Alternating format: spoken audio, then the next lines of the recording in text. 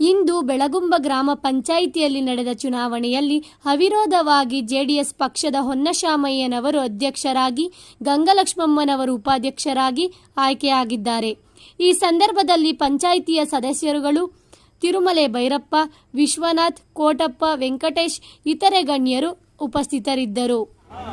ಪಂಚಾಯಿತಿ ಅಭಿವೃದ್ಧಿ ಮಾಡಬೇಕು, ಆಮೇಲೆ ಕಾರ್ಯಕರ್ತರು ಚೆನ್ನಾಗಿ ನೋಡ್ಕೋಬೇಕು, ಬಂದು ಅನುದಾನ ಏನಿದ್ರು ಕಾರ್ಯಕರ್ತರುಗಳಿಗೆಲ್ಲ ಕೊಡಬೇಕು.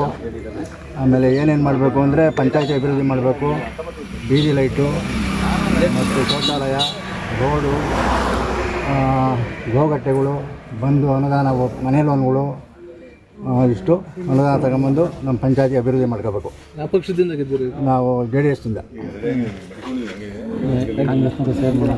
ಇದೇ ಪಂಚಾಯತಿನೇ ಇರ್ತೀರಾ? ಮುಂದೆ ಹೊಸ ಪಂಚಾಯತಿ ಕಟ್ಟಿಸೋ ಯೋಜನೆ ಇದೆಯಾ? ಹೊಸ ಪಂಚಾಯತಿ ಕಟ್ಟಿಸ್ಬೇಕು, ನೋಡೋಣ, ಸಾಧ್ಯವಾದಷ್ಟು